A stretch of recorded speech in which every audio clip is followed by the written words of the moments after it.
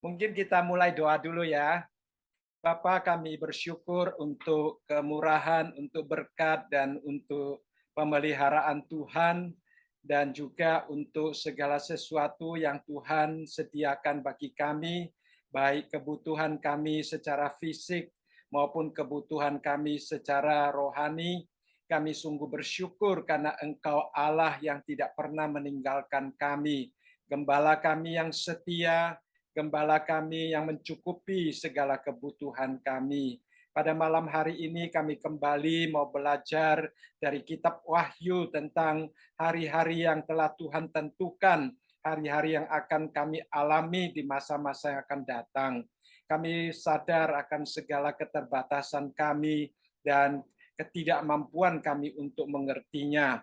Tetapi kami percaya Tuhan telah mengilhamkan firman-Mu, Roh Kudus juga yang akan menerangi hati dan pikiran kami, supaya kami dapat mengerti apa yang kami baca, apa yang kami renungkan, dan juga dapat kami terapkan di dalam kehidupan kami sehari-hari. Terima kasih Bapa, terpujilah nama-Mu, di dalam nama Tuhan kami Yesus Kristus kami berdoa. Amin. Ya, malam ini kita akan kembali untuk belajar dari kitab Wahyu. Ya, kita akan coba melihat dari pasal yang pertama, dari ayat yang ke-9 sampai ayat yang ke-16 ya. Kita melihat bagian ini merupakan satu bagian yang sangat indah, merupakan pernyataan Allah kepada kita tentang sesuatu yang akan datang. Ya, kita sudah belajar dari pasal 1 ayat yang pertama sampai ayat yang ke-8, dan boleh dikatakan bahwa bagian itu merupakan suatu prolog ya, atau suatu pendahuluan daripada kitab Wahyu. Bagaimana Yohanes menjelaskan tentang proses dia menerima kitab Wahyu, dan juga kepada siapakah wahyu itu pada waktu itu ditujukan. Kemudian kalau kita setelah melihat prolog ini ya, dari ayat yang pertama sampai ayat yang ke-8, kita melihat wahyu itu kalau boleh kita bagi ke dalam 3 bagian ya, 3 bagian yang sangat penting. Yang pertama yaitu dari ayat yang ke-9 dari pasal yang pertama ini, kita melihat di bagian ini ya, Paulus menyatakan, Yohanes menyatakan penglihatannya tentang Tuhan Yesus yang dimuliakan ya di Pulau Patmos pada tahun kira-kira 95 Masehi, pada akhir daripada abad yang pertama. Kemudian kita juga melihat di dalam Wahyu pasal yang kedua sampai pasal yang ketiga, di situ Yohanes diperintahkan oleh Tuhan untuk menuliskan hal-hal yang telah ada, yaitu tentang ke-7 jemaat yang ada di Asia Kecil ya.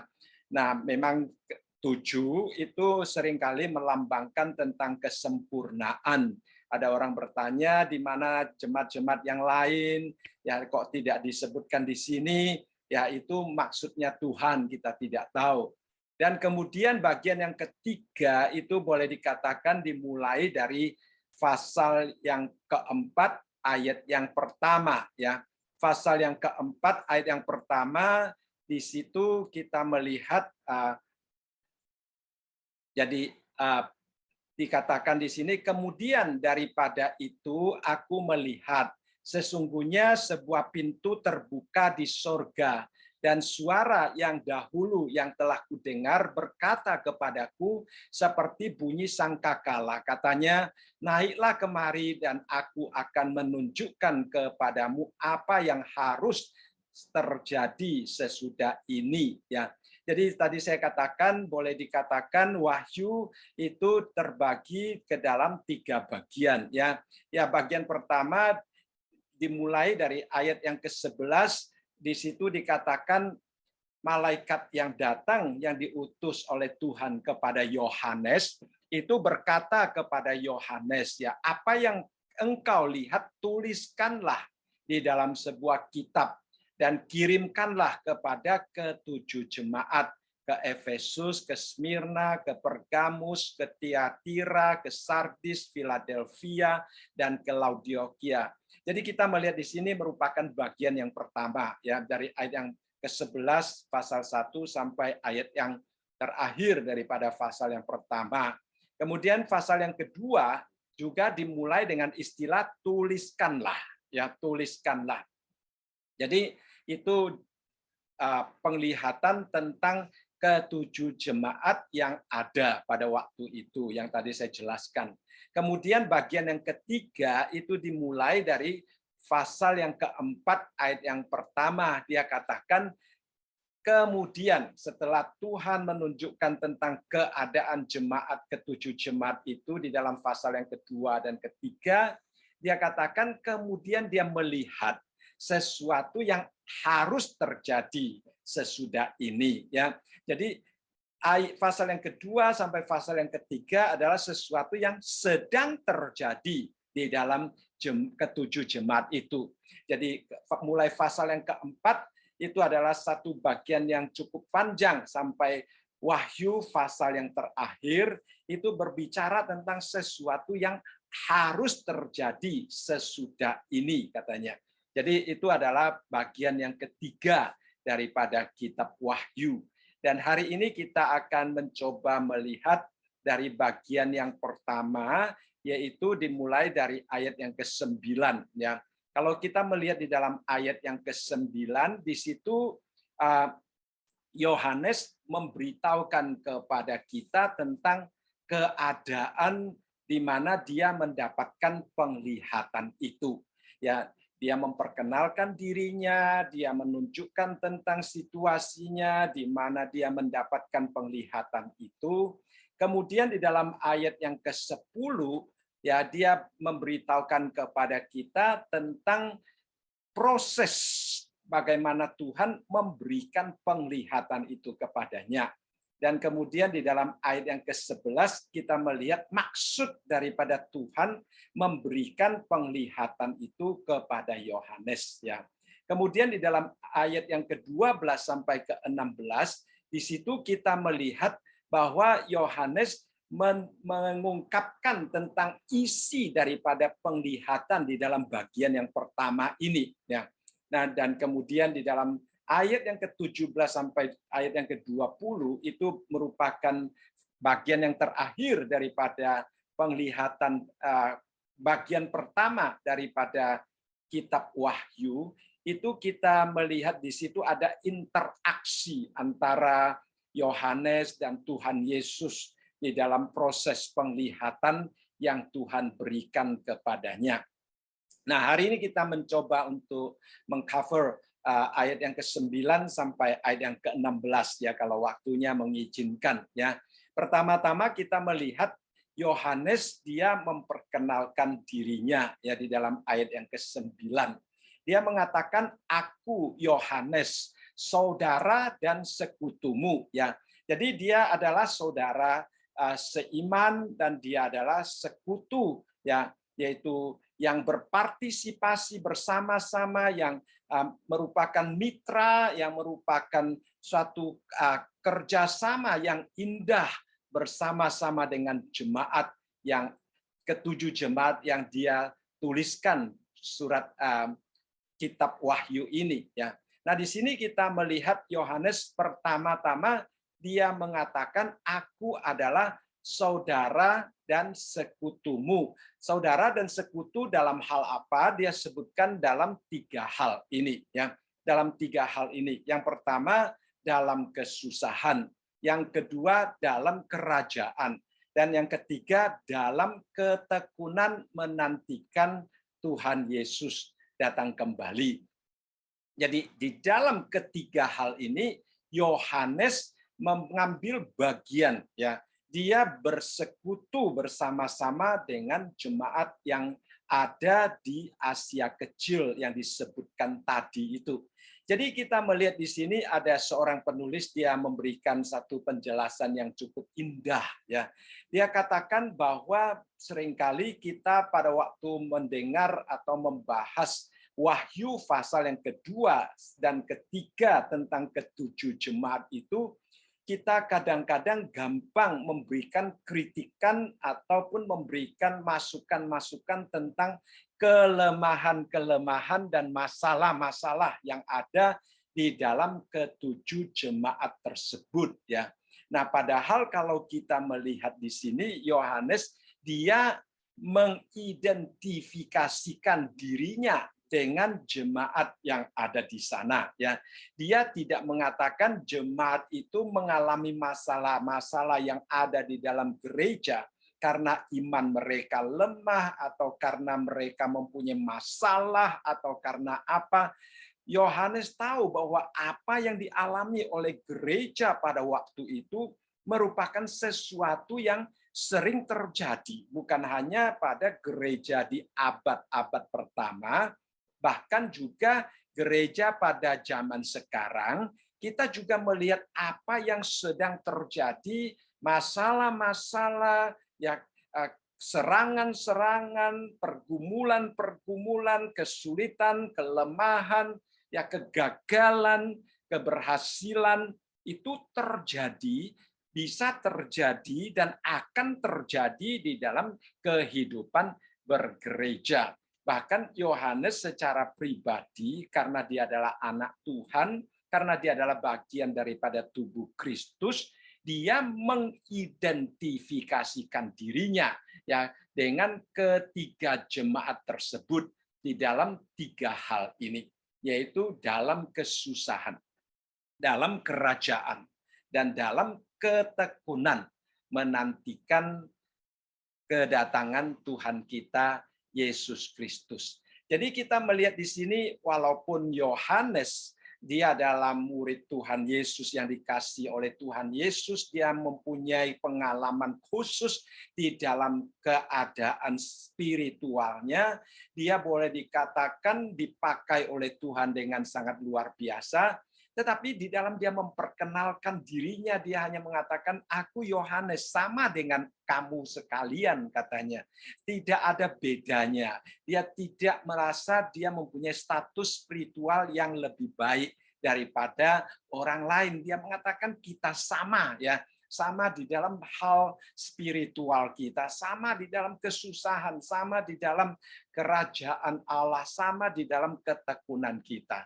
Nah, saya senang melihat hal yang demikian. Satu contoh yang sangat indah, ya, Yohanes berikan kepada kita, memberitahukan kepada kita bahwa sebagai anak Tuhan, ya, walaupun panggilan kita berbeda, walaupun tugas yang Tuhan percayakan kepada kita berbeda, ya, walaupun mungkin Tuhan menempatkan kita di dalam situasi dan di dalam kondisi yang berbeda.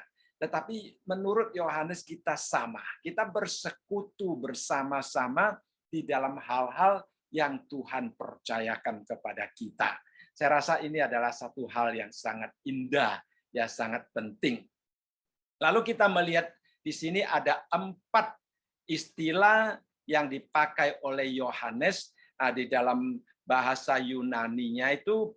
Sekutu pertama-tama adalah sunkoinonos, ya. Sunkoinonos itu adalah suatu persekutuan, kemitraan, ya, mengambil bagian. Ini adalah suatu kata majemuk yang menunjukkan bahwa kita memiliki hak yang sama, memiliki pengalaman yang sama, kita bergabung di dalam satu kesatuan yang sama. Ya, ini adalah satu kata yang sangat indah, ya.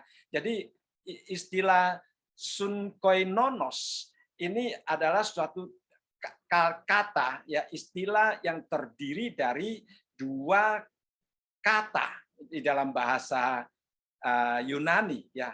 Kata yang pertama adalah kesamaan, kata yang kedua adalah persekutuan.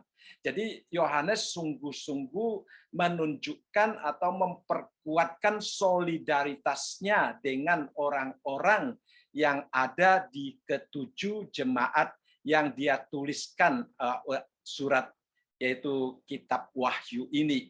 Jadi itu adalah satu contoh yang sangat indah bagi kita. Ya, nah kata ini juga mempunyai satu kedekatan dengan istilah koinonia ya. Jadi kita melihat di sini sun koinonos ya. Koinonos itu sama dengan istilah koinonia. Kalau kita tahu, kita akan mengerti istilah koinonia, yaitu suatu persekutuan kita di dalam Tuhan. Ya, jadi Yohanes mengatakan, aku adalah saudaramu di dalam Tuhan. Kita sama-sama diselamatkan oleh Tuhan, kita berada di dalam keluarga Allah, kita sama, dan saya bersekutu dengan engkau. Aku adalah sekutumu, ya. Nah, sekutu di dalam berperang melawan iblis, sekutu di dalam menghadapi berbagai macam tantangan, maka dia katakan di sini sekutu dalam kesusahan, dalam kerajaan Allah, ya, dalam ketekunan. Jadi ini adalah satu hal yang sangat indah. Kemudian istilah yang kedua adalah lipsis, ya. Lipsis itu adalah satu istilah yang menyatakan tentang kesusahan, tentang penderitaan, ya. Yang ketiga istilahnya adalah basileia, ya, itu adalah tentang kerajaan, ya, kerajaan Allah yang dimaksudkan di sini. Dan yang keempat yaitu hipomon, ya, yaitu satu ketekunan, kesabaran di dalam menghadapi tantangan, di dalam penantian akan kedatangan Tuhan, ya. Nah, selanjutnya kita melihat istilah kesusahan di sini, ya. Nah, kadang-kadang ada orang pada waktu membaca tentang kesusahan atau di dalam terjemahan lain kadang-kadang diterjemahkan sebagai kesengsaraan, penderitaan, ya. Ada orang gampang untuk menghubungkan dengan kesusahan besar, ya, penderitaan besar, kesengsaraan besar yang akan terjadi selama 7 tahun, ya. Tetapi kalau kita melihat konteks daripada ayat ini, Yohanes tidak atau belum membahas tentang kesusahan besar itu, ya. Yohanes sebenarnya di dalam bagian ini lebih membahas tentang kesusahan-kesusahan yang terjadi di dalam kehidupan sehari-hari sebagai anak-anak Tuhan di dalam menghadapi tantangan, di dalam menghadapi kesulitan. Nah, kesusahan besar itu baru akan kita baca di dalam pasal yang ke-6 sampai pasal yang ke-19. Di situ kita akan melihat banyak tentang penderitaan-penderitaan, dan saya percaya, ya, saya percaya bahwa waktu itu kita sudah diangkat. Ya, kita tidak perlu lagi menghadapi kesusahan tersebut. Jadi kita menghadapi kesusahan yang disebutkan di sini, ya, yaitu kesusahan sebagai umat Tuhan yang seringkali kita alami pada hari ini. Tetapi kesusahan besar yang dicatat di dalam pasal yang ke-6 dan seterusnya itu tidak akan kita alami. Itu keyakinan saya, ya, dan juga saya harap kita benar-benar demikian, ya, kita sudah diangkat dan kita tidak perlu mengalaminya. Itu adalah satu hal yang sangat indah, ya. Jadi Yohanes di sini dia mengacu pada suatu periode waktu, dia mengatakan kesusahan ini adalah suatu periode waktu di mana orang-orang Kristen mengalami banyak sekali pencobaan, mengalami banyak sekali kesulitan. Ya, kita juga melihat bahwa bukti tentang situasi hari ini, ya, kita nantinya di dalam kita melanjutkan akan pembahasan tentang ketujuh jemaat, kondisi mereka, kita akan melihat dengan lebih jelas apa yang dikatakan oleh Tuhan melalui Yohanes tentang kesusahan yang dialaminya, ya. Nah, sebenarnya bukan hanya Yohanes mengatakan tentang kesusahan, ya. Pada waktu Yohanes menulis Injil, Tuhan Yesus pernah berkata demikian, ya. Dia katakan di dalam Yohanes pasal yang ke-16 ayat yang ke-33. Semuanya ini kukatakan kepadamu supaya kamu beroleh damai sejahtera dalam aku. Dalam dunia kamu menderita penganiayaan, tetapi kuatkanlah hatimu, aku telah mengalahkan dunia. Nah, kita melihat Tuhan Yesus nantinya akan menjadi raja. Tetapi saat ini pemerintahannya belum dimulai. Ya, jadi kita melihat kita berada di dalam satu masa transisi, dan di dalam masa transisi ini yang mendominasi akan kehidupan kita. Warna-warna kehidupan kita akan dilihat dan terlihat dengan begitu banyak penderitaan, penganiayaan, ya. Nah, kalau kita tidak diberitahu oleh Tuhan Yesus tentang pengharapan yang akan datang, fokus kita akan pada penderitaan dan penganiayaan itu, akhirnya mungkin kita akan menjadi kecewa. Kita akan bertanya-tanya apakah benar iman kita itu akan memberikan kekuatan penghiburan. Nah, hati kita mungkin tidak mempunyai damai sejahtera. Itulah sebabnya di sini Tuhan Yesus mengatakan, kukatakan ini terlebih dahulu kepadamu supaya kamu beroleh damai sejahtera. Di dalam keadaan, di dalam situasi menderita, penganiayaan, kita tetap hidup di dalam damai sejahtera. Nah, itu adalah tujuan Tuhan Yesus mengingatkan kita bahwa kita akan menghadapi penderitaan, tetapi hati kita akan terhibur karena kita tahu bahwa Tuhan Yesus adalah Raja. Dan di dalam Wahyu ini kita melihat sangat jelas bagaimana pemerintahan Tuhan itu akan dinyatakan. Ya. Nah, Paulus juga menulis kepada Timotius, dia berkata, setiap orang yang mau masuk, ya, setiap orang yang mau hidup beribadah di dalam Kristus Yesus akan dianiaya.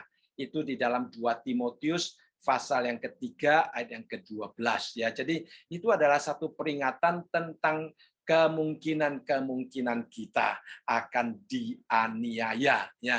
Nah, seorang pendeta mengatakan bahwa kita adalah calon daripada murka setan, ya, dan juga kita adalah sasaran daripada murka dunia, katanya. Itulah sebabnya di dalam Efesus pasal yang ke-6 kita melihat kita dinasehati untuk mengenakan perlengkapan senjata Allah. Karena kita berhadapan dengan si jahat, kita adalah sasaran murka si jahat, ya, si setan.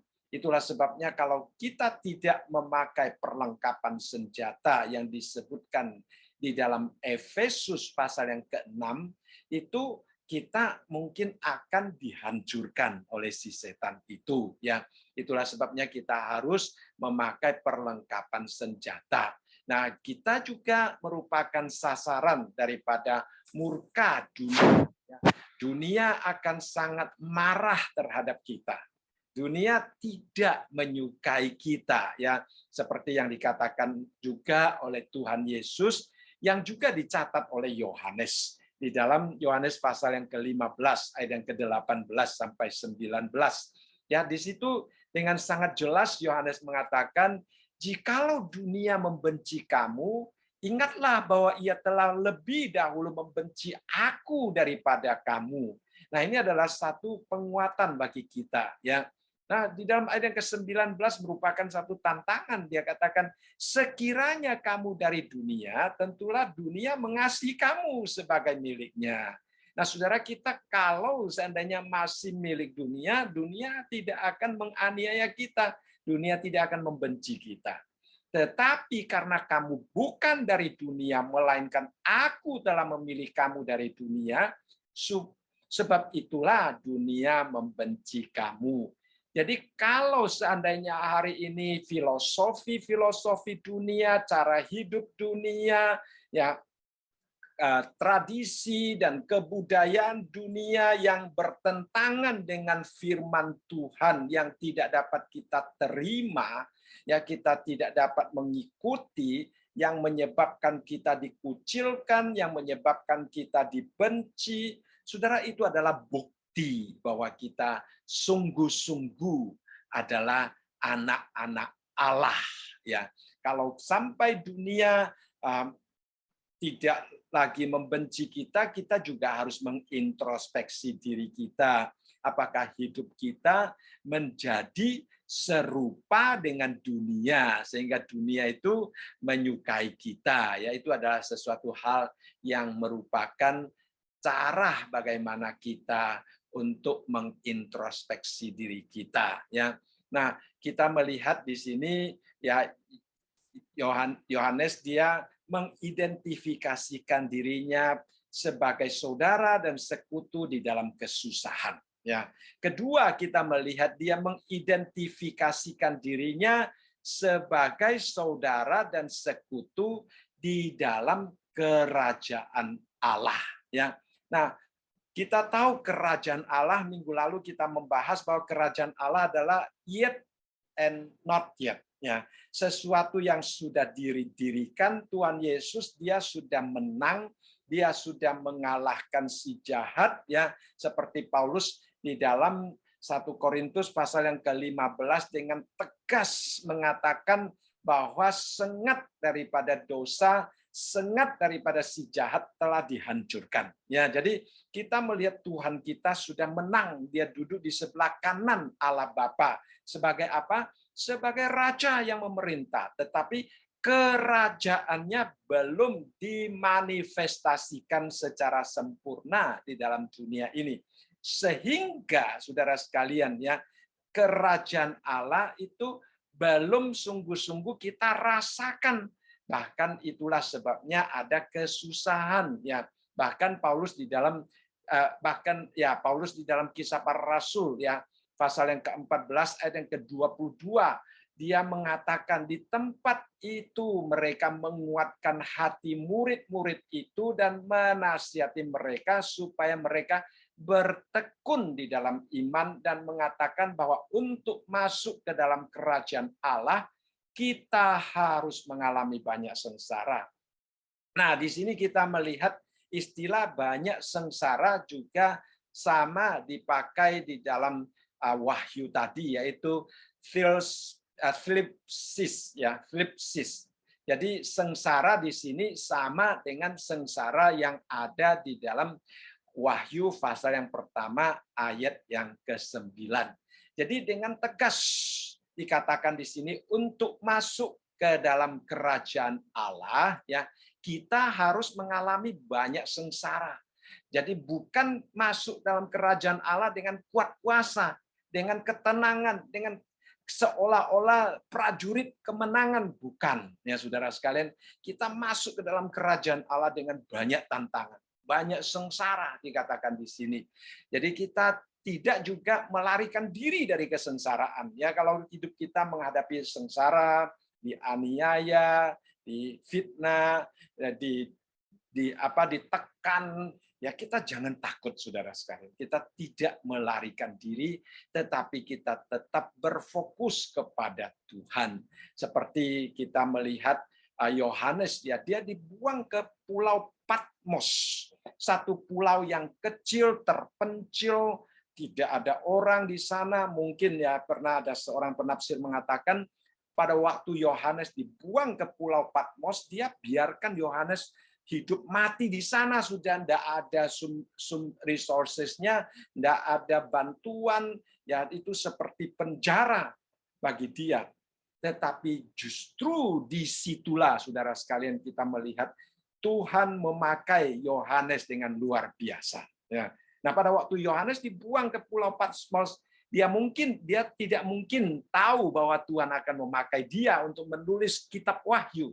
Dia tidak mungkin tahu bahwa Tuhan satu saat akan menunjukkan kepada dia penglihatan yang luar biasa tentang hal-hal yang akan datang ini. Dia tidak tahu, saudara sekalian. Ya. Nah, itulah sebabnya saat ini kalau seandainya kita juga berada di dalam keadaan seperti Yohanes, diasingkan, tidak dikenal orang, tidak diperhatikan, ya, bahkan dianiaya, kita jangan putus asa. Mungkin di situ Tuhan mempunyai satu rencana yang indah, yang memakai hidup yang demikian ini untuk menyatakan keindahannya, untuk menyatakan kehendaknya. Ya, itulah sebabnya Yohanes di sini menunjukkan kepada kita bahwa dia merupakan sekutu daripada jemaat-jemaat di dalam hal kesusahan dan di dalam hal kerajaan Allah. Ya, nah sekali lagi kita melihat di sini, walaupun kita belum sungguh-sungguh hidup di dalam kerajaan Allah, ya, seperti Yohanes. Yohanes mengatakan dia adalah sekutu di dalam kerajaan Allah. Tetapi dia berada di Pulau Patmos, ya. Nah, tentunya Pulau Patmos itu tidak menggambarkan tentang kerajaan Allah, ya. Hidup di dalam penderitaan. Tetapi dia menunjukkan bahwa kita adalah ahli waris kerajaan Allah. Kita satu hari kerajaan Allah terwujud, kita akan sungguh-sungguh menikmatinya, ya. Nah, seperti juga yang pernah dikatakan oleh Yakobus yang kita bahas dalam buku sebelumnya.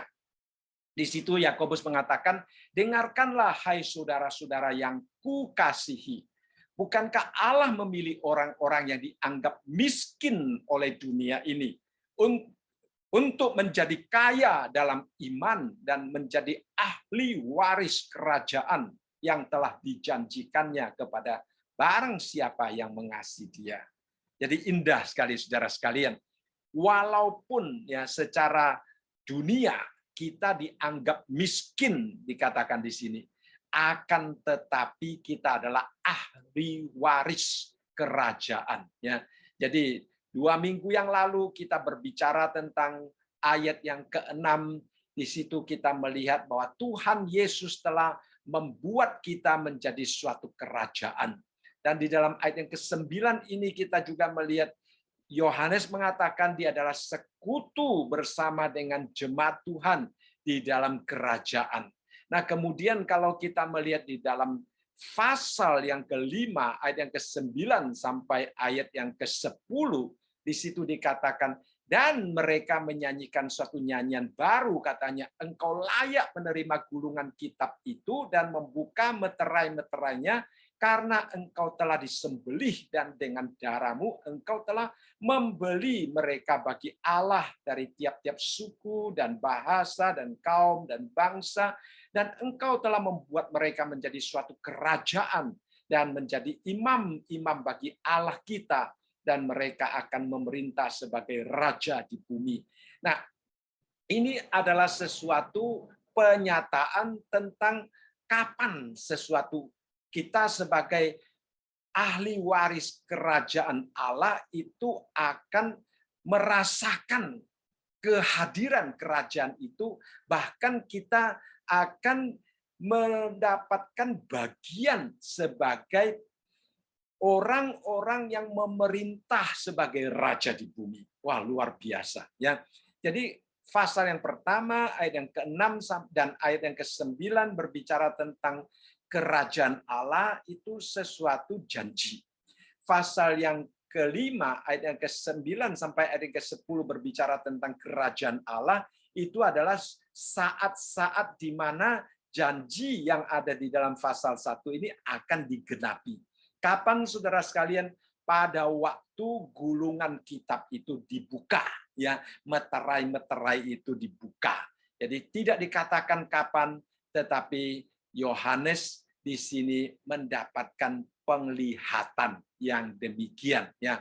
Malaikat itu memberitahukan kepada Yohanes tentang hal yang akan datang itu, ya. Seperti juga di dalam Wahyu pasal yang ke-11 nanti kita akan lebih mendetil membahasnya.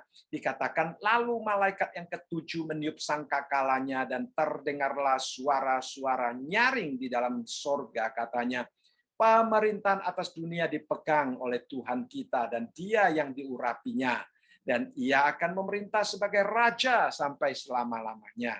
Ya, jadi kita melihat di sini satu hari nanti, ya, hari ini pemerintah di dunia ini masih dikuasai oleh raja-raja dunia. Ya, pada satu hari dunia ini pemerintahannya akan dipegang oleh Tuhan sendiri. Bersama siapa? Di sini dikatakan bersama dengan mereka yang telah ditebus oleh Tuhan. Ya, kita yang telah dibeli oleh Tuhan, kita akan dipakai oleh Tuhan menjadi suatu kerajaan, menjadi imam-imam bagi Allah, dan juga akan memerintah sebagai raja di bumi bersama-sama dengan Tuhan kita yang akan memerintah itu. Ya, jadi kalau kita melihat terus nantinya, kita akan melihat khususnya di dalam pasal yang ke-20 sampai pasal yang ke-22, kita melihat akhirnya kerajaan yang banyak dibicarakan di bagian pertama ini sungguh-sungguh hadir di dalam dunia ini. Dan di situ kita akan melihat satu situasi yang serba baru, serba indah, ya saudara sekalian. Tuhan datang dan Tuhan bertakhta. Kerajaan Tuhan bukan lagi merupakan satu konsep, bukan lagi merupakan satu janji, tetapi kerajaan Allah merupakan sesuatu realita yang sungguh-sungguh direalisasikan di dalam dunia ini. Ya, datangnya langit dan bumi yang baru, Yerusalem yang baru, dan di situ kita akan menikmati pemerintahan Tuhan sendiri sebagai raja, bahkan kita akan bersama-sama dengan Tuhan memerintah sebagai raja. Ya, itu luar biasa, saudara sekalian. Saya tidak tahu apakah saudara mempunyai kerinduan yang demikian, saudara ya. Kita harapkan cepat-cepat hal itu terjadi. Ya, itulah sebabnya gereja atau jemaat di abad-abad pertama mereka selalu berkata, kiranya Tuhan cepat-cepat datang. Kiranya Tuhan cepat-cepat datang, karena janji Tuhan itu begitu indah dan kita harapkan bisa terjadi. Ya, nah dari keadaan Yohanes ini juga kita melihat tadi bahwa kerajaan ini masih belum sempurna nyata di dalam dunia ini. Kemudian kita melihat ya persekutuan Yohanes dengan jemaat Tuhan dalam hal yang ketiga adalah hal ketekunan, ya, hipomon, ya, ketekunan. Ya, kita tahu ketekunan itu merupakan suatu bentuk karakter yang sangat indah yang Tuhan coba kembangkan di dalam keadaan atau di dalam kondisi kerohanian. Nah, kita melihat di sini persekutuan yang ketiga yang dikatakan oleh Yohanes bersama-sama dengan jemaat-jemaat Tuhan adalah dalam hal ketekunan. Ya, ketekunan di sini secara khusus dibicarakan tentang ketekunan dalam menantikan Yesus, ya, kedatangan Tuhan Yesus yang kedua kalinya. Jadi kita di dalam kita menantikan kedatangan Tuhan, kita perlu belajar sabar, ya. Kita perlu meminta Tuhan kasih kekuatan, ya. Tentunya di dalam hal menghadapi tantangan, di dalam menghadapi kesengsaraan, kita perlu ketekunan. Di dalam hal menantikan Tuhan Yesus kembali, kita juga memerlukan ketekunan, ya. Jadi di sini kita melihat Tuhan menginginkan juga kita memiliki ketekunan, ya. Nah, kita sendiri juga selalu berusaha untuk mengembangkan ketekunan, ya. Yohanes di saat ini di dalam menantikan kedatangan Tuhan, dia berada di dalam penderitaan yang sangat luar biasa. Dia diasingkan, dia dianiaya, ya, dia dikucilkan. Nah, gereja-gereja Tuhan, kalau kita nanti bahas dalam pasal yang kedua dan pasal yang ketiga, kita juga melihat mereka berada di dalam tantangan, kesulitan, mereka juga membutuhkan ketekunan. Jadi Yohanes dikatakan di sini, saya adalah mitra Anda, ya. Saya bersama dengan Anda berusaha mengembangkan suatu ketekunan di dalam situasi-situasi yang tidak menyenangkan ini. Dan sangat menarik, saudara sekalian, kalau kita membaca lagi di dalam buah roh, di dalam Galatia pasal yang kelima, ayat yang ke-22 dan 23, di situ dikatakan ya buah roh adalah kasih, sukacita, damai sejahtera, kesabaran. Nah, kesabaran ini sama dengan ketekunan, ya. Kemurahan, kebaikan, kesetiaan, kelemah lembutan, penguasaan diri. Jadi kita sebagai orang Kristen, kita memang ingin merasa sabar, ya. Kita ingin bersabar di dalam menghadapi tantangan. Baik tantangan yang datang dari keluarga kita, tantangan yang datang dari rekan kerja kita, tantangan yang datang dari dunia luar, khususnya di dalam berhubungan dengan iman kita belajar bersabar. Tetapi saudara sekalian, kita berhasil untuk menjadi orang yang sabar itu bukan mengandalkan diri kita sendiri. Kalau kita mengandalkan diri kita sendiri, kita semakin ingin bersabar, kita semakin tidak dapat bersabar. Nah, ini adalah masalah manusia. Ya, semakin kita berkata sabar, mungkin semakin kita akan meledak emosi kita. Tetapi kita bersyukur di luar jangkauan kita, di luar kemampuan kita, Roh Kudus yang telah memberikan kepada kita apa yang kita butuhkan dengan kesabaran yang luar biasa itu, ya. Jadi itulah sebabnya kita harus berdoa, harus mendekatkan diri kita kepada Tuhan, meminta supaya Roh Kudus menghasilkan buah roh yang mencakup kesabaran di dalam hidup kita, ya.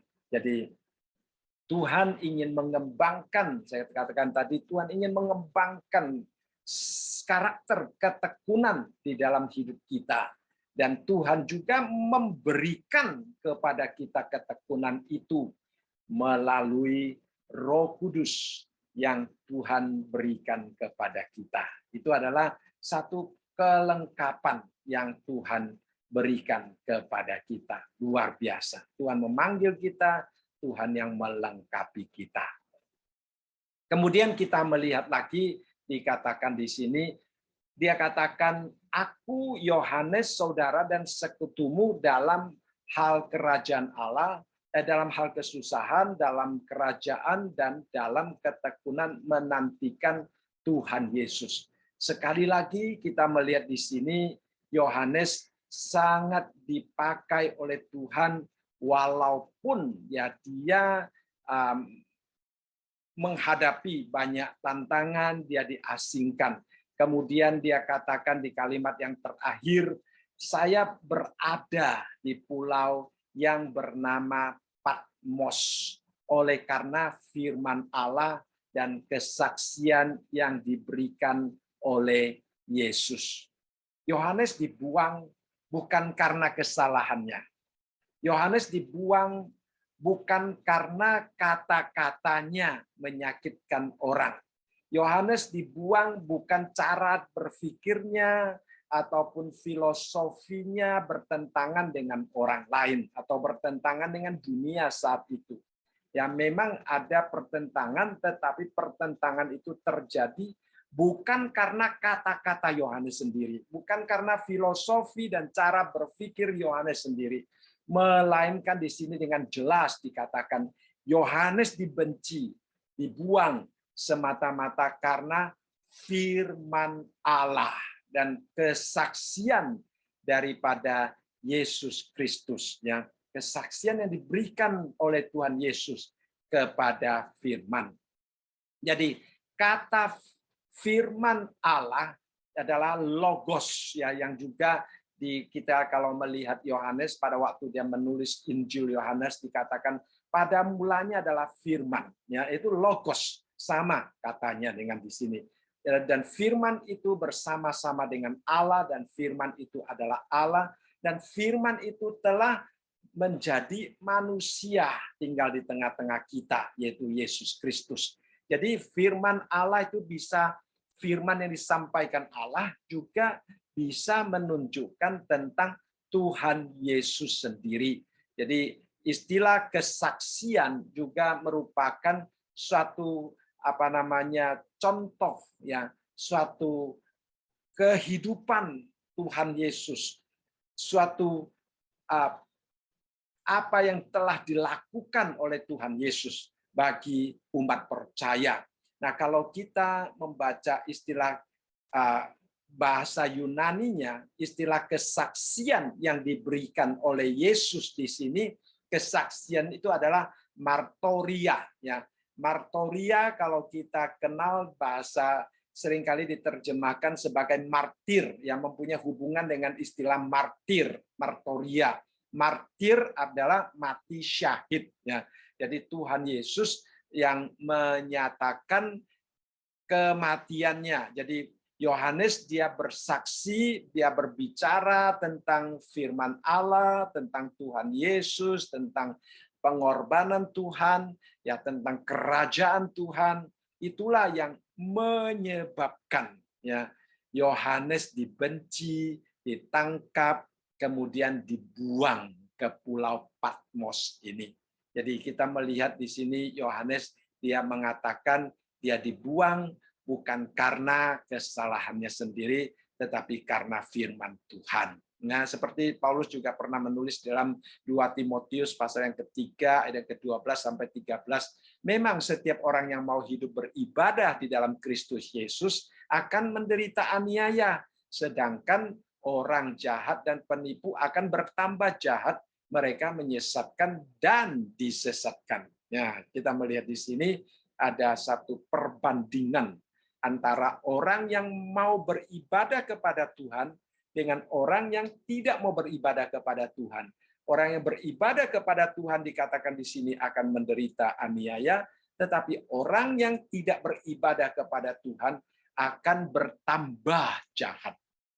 Itu adalah situasi dunia yang kita hadapi saat ini. Maka kalau kita melihat dunia semakin jahat, orang jahat itu seperti semakin bertambah banyak, semakin seolah-olah berhasil, saudara jangan khawatir dan juga jangan surprise ya dengan hal tersebut, karena itu memang sesuatu yang akan terjadi di dalam dunia sekarang ini. Tetapi pada waktu kerajaan Kristus dinyatakan, semuanya akan dibereskan oleh Tuhan. Ya, jadi jangan sampai kita kecewa kepada Tuhan kalau melihat orang Kristen menderita, kalau melihat orang jahat, orang tidak beribadah semakin mewah, semakin berkembang, ya semakin sepertinya lancar, semakin jahat, menyesatkan dan disesatkan, saudara sekalian. Mereka juga disesatkan dan menyesatkan. Itu adalah satu keadaan yang membuat mereka seolah-olah berjalan di dalam lumur yang semakin dalam, semakin tidak dapat menarik diri lagi. Ya, itu adalah situasi yang sedang dihadapi oleh orang-orang yang tidak beribadah kepada Tuhan. Tetapi kita bersyukur kita adalah anak-anak Tuhan, walaupun ada penganiayaan, tetapi kita akan selalu dikuatkan oleh Tuhan.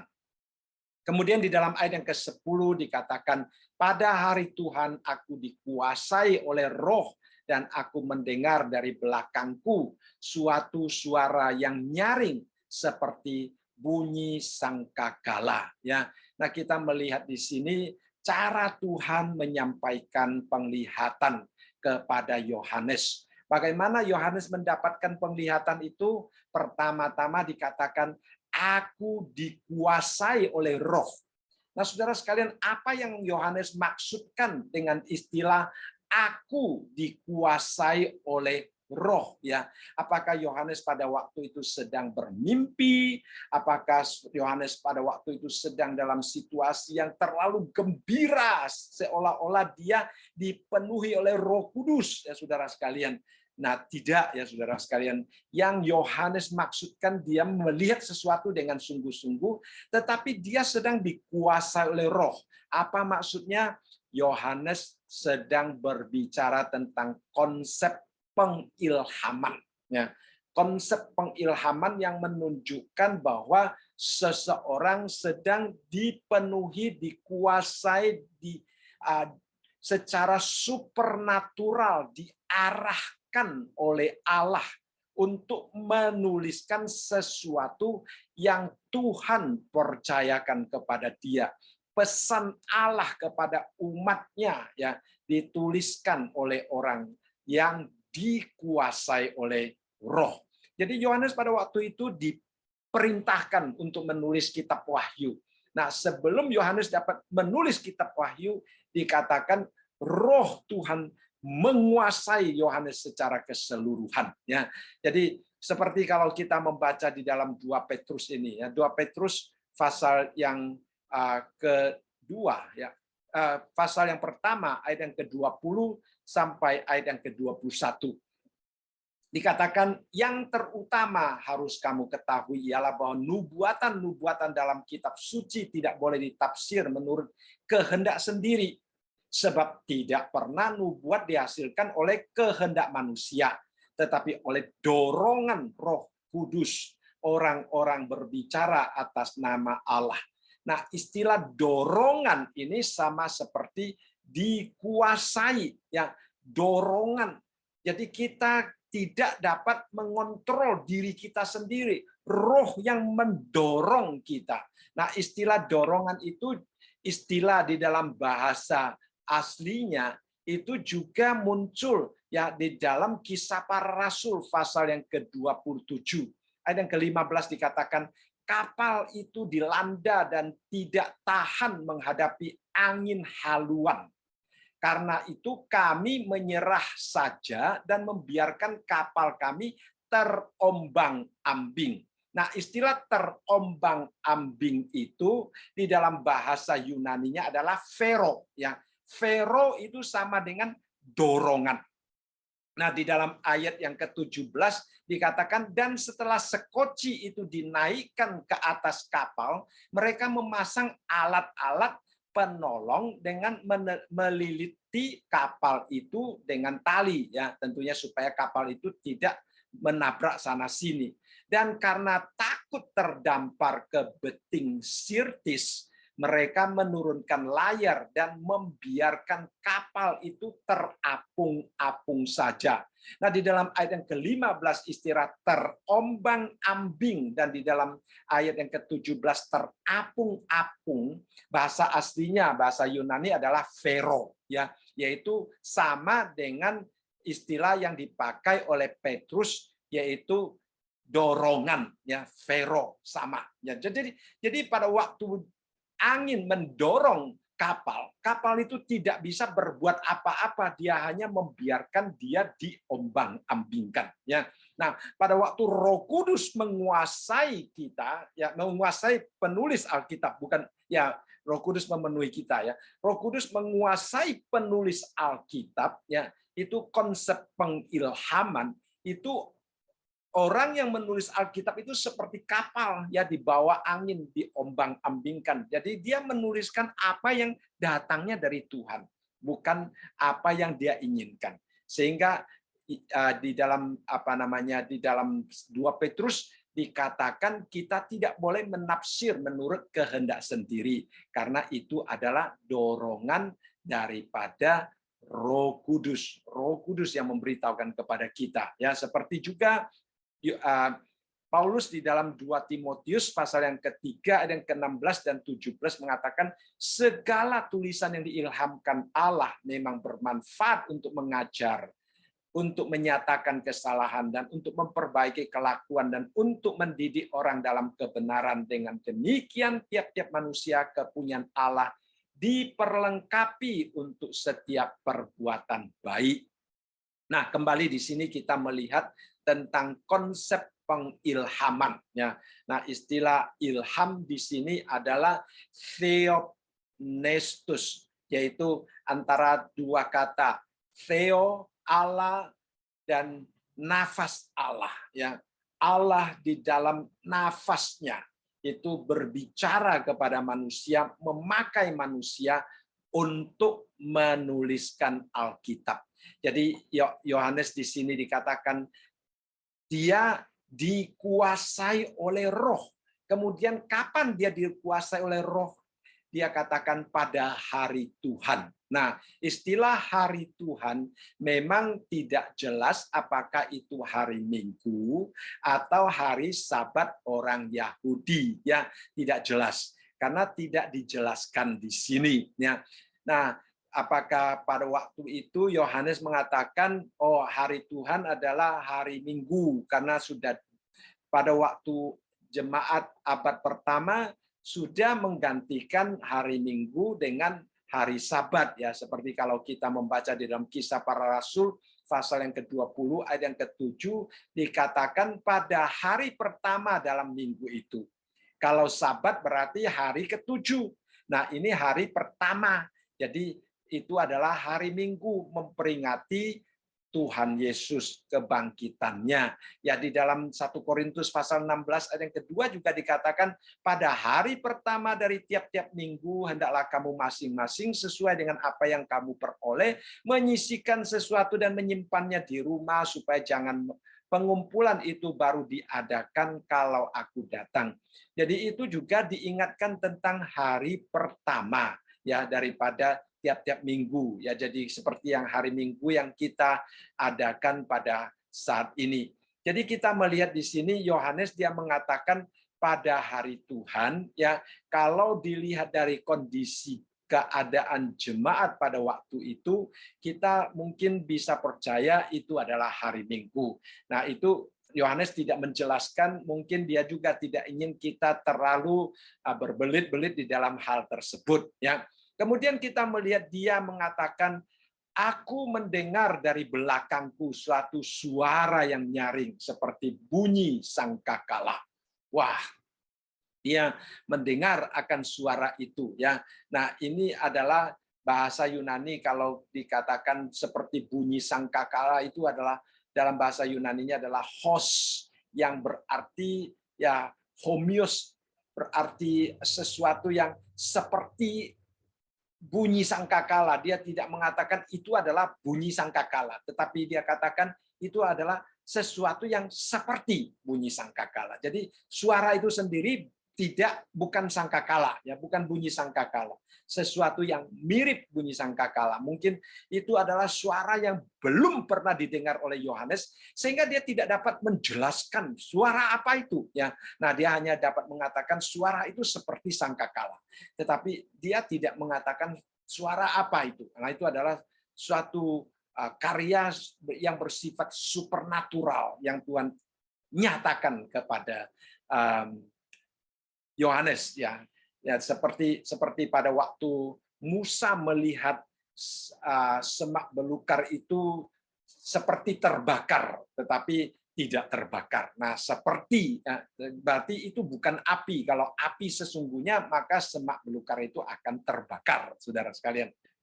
Baik, kita melihat di sini, ya, dikatakan dia mendengarkan suatu suara seperti, ya, seperti sangkakala. Jadi bukan sangkakala, dia hanya sulit menggambarkan suara tersebut sehingga dia hanya memberitahukan kepada kita suara itu seperti sesuatu yang sama dengan sangkakala.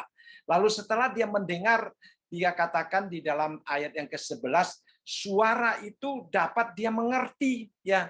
Walaupun dia katakan suara itu nyaring seperti bunyi sangkakala, tetapi suara yang seperti bunyi sangkakala itu adalah sesuatu suara yang dapat dia mengerti. Nah, luar biasa, saudara sekalian, ya. Jadi itu adalah kata-kata daripada malaikat Tuhan kepada dia. Tetapi suara malaikat Tuhan itu menakutkan seperti suara sangkakala, katanya. Lalu dia katakan, suara itu berkata kepada dia, apa yang engkau lihat, tuliskanlah di dalam sebuah kitab dan kirimkanlah kepada ketujuh jemaat ini, ke Efesus, ke Smyrna, ke Pergamus, ke Tiatira, ke Sardis, ke Philadelphia, dan ke Laodikia, ya. Jadi kita melihat di sini kembali, ya, mengapa Roh Kudus hanya menyebutkan 7 jemaat yang berada di Asia Kecil, kita tidak tahu. Tetapi seringkali orang menafsirkan tujuh itu sebagai sesuatu hal yang lengkap, ya, sesuatu yang lengkap. Mungkin Tuhan juga pada waktu itu sedang melihat, ya, melihat bahwa jemaat yang ada di ketujuh jemaat itu sedang menghadapi tantangan khusus yang perlu diselesaikan. Bisa juga Tuhan melihat bahwa ketujuh jemaat itu mempunyai masalah-masalah yang bersifat representatif untuk gereja secara umum. Ya, jadi Tuhan memakai akan situasi, keadaan, masalah, kemenangan, kegagalan yang terjadi di dalam jemaat itu untuk memberitahukan kepada kita tentang apa yang sedang terjadi di dalam gereja Tuhan, supaya kita dapat disadarkan, supaya kita dapat diingatkan. Nah, kita melihat di sini istilah tuliskanlah itu adalah satu perintah. Ya, kembali kita pernah membahas bahwa pada waktu Yohanes menulis apa yang dia lihat, dia tidak mengatakan dia mengerti apa yang dia lihat. Dia juga tidak mengatakan dia mengerti apa yang dia tulis. Ya, dia hanya diperintahkan untuk menulis apa yang dia lihat ke dalam sebuah kitab dan kirimkan kepada jemaat yang dituliskan di sini. Jadi saudara sekalian, kita melihat di sini Tuhan mempunyai maksud tertentu di dalam penulisan, dan Yohanes dia hanya sebagai alat untuk menyampaikan apa yang Tuhan ingin dia sampaikan. Ya. Kemudian kita melihat isi daripada penglihatan itu terdapat di dalam ayat yang ke-12 sampai ayat yang ke-16. Ya. Nah, ini memang kalau kita kelihatannya waktu kita tidak akan cukup, tapi kita coba membahas sedikit. Ya. Kita melihat apa yang dilihat oleh Yohanes di sini. Dia katakan, lalu aku berpaling untuk melihat suara yang berbicara kepadaku.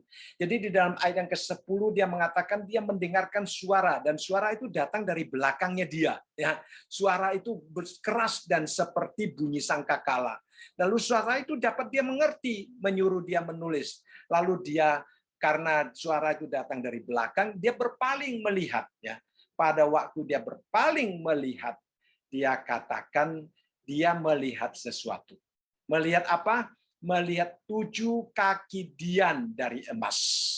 Dan kemudian di dalam ayat yang ke-13 dia katakan, dan di tengah-tengah kaki dian itu ada seorang serupa anak manusia.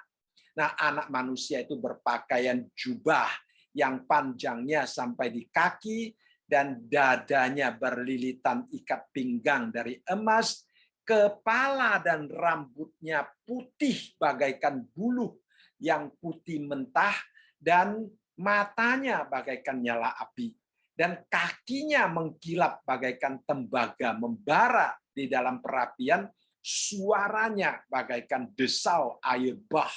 Ya, jadi tadi suara malaikat itu seperti suara sangkakala, sekarang di sini digambarkan suara anak manusia itu bagaikan desau air bah.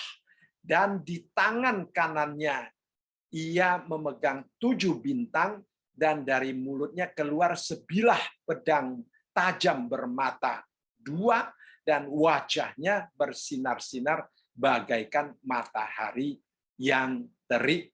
Jadi kita melihat di sini, dia melihat 3 hal yang sangat penting. Yang pertama, 7 kaki dian dari emas. Yang kedua, dia melihat anak manusia. Yang ketiga, dia melihat 7 bintang. Ya. Nah, 7 bintang ini adalah sesuatu yang seringkali juga merupakan perdebatan banyak orang tentang apa yang Yohanes maksudkan, ya, apa yang Yohanes lihat di sini, ya. Ini adalah sesuatu penglihatan yang luar biasa.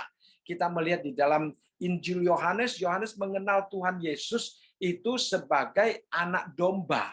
Tetapi di sini dia melihat Tuhan Yesus dalam situasi yang sangat berbeda. Jadi dimensi lain daripada Tuhan Yesus itu dilihat oleh Yohanes di dalam penglihatan ini. Ya, dulu dia pernah menyandarkan kepalanya di dada Kristus di ruang atas, mengingat Tuhan Yesus adalah anak domba Allah yang lemah lembut. Di sini Yohanes melihat bahwa Tuhan Yesus itu adalah raja. Ya, dia bukan lagi datang sebagai juru selamat, tetapi dia datang sebagai hakim yang luar biasa. Ya, nah itu adalah apa yang kita lihat di dalam ayat ini. Baik, yang pertama kita melihat di sini dikatakan, lalu aku berpaling untuk melihat suara yang berbicara kepadaku, dan setelah aku berpaling, tampaklah kepadaku 7 kaki dian dari emas. Nah, istilah 7 kaki dian dari emas itu apa, saudara sekalian? Nah, Alkitab sendiri menjelaskan kepada kita. Kalau kita membaca di dalam Wahyu, pasal yang pertama ayat yang ke-20, ya tadi saya katakan ada 3 hal yang dilihat oleh Yohanes. Pertama, 7 kaki dian dari emas. Yang kedua, anak manusia. Yang ketiga adalah 7 bintang. Ya. Nah, di sini kita melihat Yohanes di dalam Wahyu pasal pertama ayat yang ke-20 memberikan penjelasan tentang 2 hal itu. Pertama, tentang ke-7 bintang yang dia lihat adalah dikatakan 7 malaikat, ya, 7 malaikat jemaat, dan ke-7 kaki dian ialah ke-7 jemaat. Jadi 7 kaki dian yang dia lihat di dalam ayat yang ke-12 ini dikatakan adalah ke-7 jemaat. Nah, mungkin nanti kita akan memakai lebih banyak waktu lagi untuk menjelaskan hal ini, ya, karena hal ini berhubungan dengan apa yang ada di dalam Perjanjian Lama, berhubungan dengan misi kita sebagai gereja Tuhan, mengapa digambarkan sebagai 7 kaki dian, menunjukkan tentang panggilan Tuhan kepada kita, dan juga menunjukkan mengapa di tengah-tengah kaki dian itu ada seorang serupa anak manusia, dan kita akan melihat apa yang dimaksudkan dengan jubahnya, dadanya, kepala dan rambutnya, ya, matanya, kakinya, suaranya, tangan kanannya, mulutnya dan wajahnya. Itu semua digambarkan tentang keberadaan daripada anak manusia itu, tubuhnya, ya, keberadaannya itu ditunjukkan kepada kita.